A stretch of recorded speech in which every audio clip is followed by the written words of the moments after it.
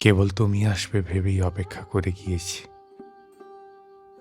অপেক্ষায় পথ চেয়ে থেকেছি কত সন্ধে। তোমার কথা ভাবলেই মনে পড়ে একটা একটা পরিত্যক্ত বাড়ি, এলোমেলো ঘরের কথা।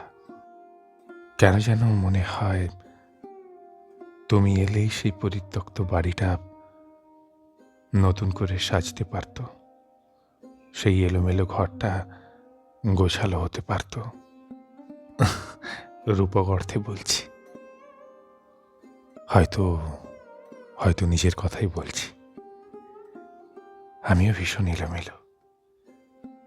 মনে হয় তুমি এলে সবকিছু ঠিকঠাক হয়ে যেত, মনে হয়।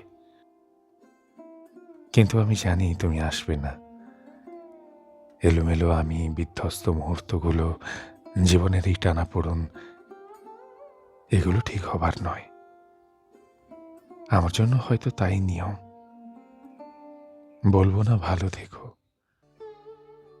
কিছু ভালো থাকায় ভীষণ রকম কষ্ট পাই। বারবার মনে হয় কেন, যাদের আমি সবটা দিয়ে চাই তারা কেন আমাকে ছাড়াই ভালো থাকে? আমি কেন তাদের ভালো থাকার একটা অন্যতম কারণ হয়ে উঠতে পারিনি?